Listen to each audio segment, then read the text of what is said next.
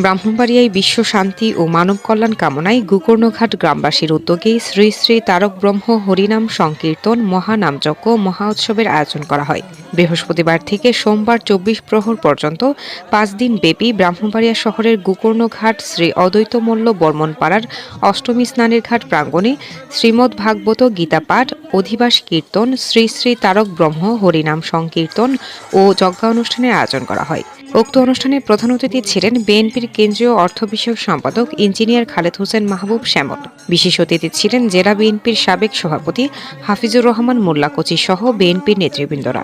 এছাড়াও বাংলাদেশ হিন্দু বৌদ্ধ খ্রিস্টান ঐক্য পরিষদ জেলা শাখার সাধারণ সম্পাদক প্রদোত রঞ্জন নাগ, বাংলাদেশ পূজা উদযাপন পরিষদ জেলা শাখার ভারপ্রাপ্ত সাধারণ সম্পাদক হরিপদ ভৌমিক দোলাল, গোকর্ণঘাট উৎসব কমিটির সভাপতি নির্মল বর্মন, গোকর্ণঘাট উৎসব কমিটির সাধারণ সম্পাদক পরিমল বর্মন, গোকর্ণঘাট উৎসব কমিটির বিশ্বজিৎ বর্মন, সাবেক কমিশনার সুভাষ দাস, গোকর্ণঘাট উৎসব কমিটির রতন কর্মকার প্রমুখ। এই সময় অনুষ্ঠানের প্রধান অতিথি ইঞ্জিনিয়ার খালেদ হোসেন মাহবুব শ্যামল বলেন, বিএনপির সময় আমাদের কোনো হিন্দু ভাইদের উপর আক্রমণ হয়নি, বরঞ্চ আওয়ামী লীগের সময় এই হিন্দুদের অনেক সম্পদ বেদখল করে নিয়েছে। জোর করে বিভিন্ন কায়দা কানুন করে হিন্দুদের জায়গা জমি দখল করে তাদেরকে আগরতলা পাঠিয়েছে।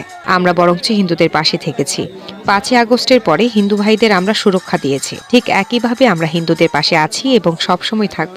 আমরা সবাই বাংলাদেশি। এদেশে হিন্দু ধর্ম বর্ণ সব মিলিয়ে নির্বিশেষে আমরা সবাই এদেশের নাগরিক।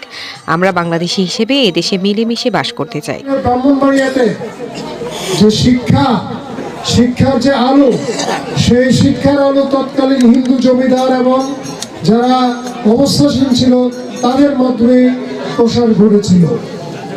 সেই জন্য আমাদের একটি কৃতজ্ঞতা বোধ আছে আমাদের এই হিন্দু ভাইদের সুরক্ষা দেওয়ার জন্য।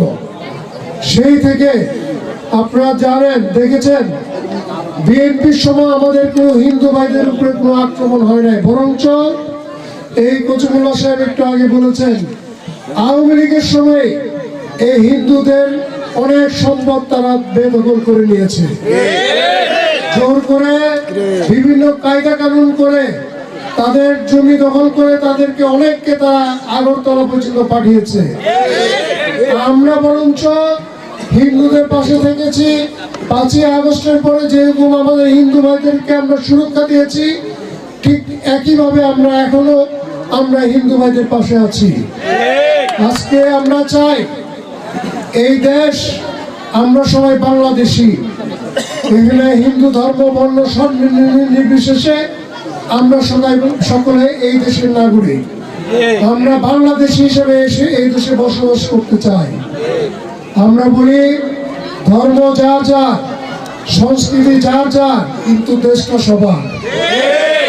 আমাদের যেরকম এই দেশের প্রতি দাবি, আপনাদেরও এই দেশের প্রতি সমান দাবি।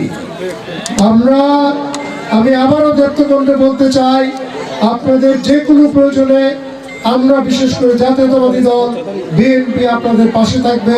বিগত দিনেও ছিল, আগামী দিনেও থাকবে। আপনাদের যে কোনো অনুষ্ঠান আপনারা নিশ্চিন্তে, কোনো চিন্তা ভাবনা না করে আপনারা অনুষ্ঠান করবেন। দরকার হলে আপনারা যদি মনে করেন, আপনাদের মনে কোনো সংশয় থাকে, আমাদের দলের লোক, আমাদের বিএনপি ছাত্র দল যুব দল থেকে প্রতিটা কর্মী আপনাদের পাশে থেকে আপনাদেরকে সুরক্ষা দেবে, এবং সেইটুকু আমরা আপনাদেরকে আমি আশ্বস্ত করে যাচ্ছি। যদি ১০০ টাকার কাজ করছে, বিল করছে, ৯০ টাকা খাইছে, ১০ টাকার কাজ করছে, সত্য না মিথ্যা? ঠিক আছে, আমরা আপনাদেরকে সমাধান করতেছি। এই পবিত্র মন্দিরে দাঁড়িয়ে আমরা আপনাদেরকে সমাধান করতেছি। আপনাদের সমস্যা সমাধান করবে ইঞ্জিনিয়ার খালেদ মাহমুদ, সারা জীবন কাজ করবে।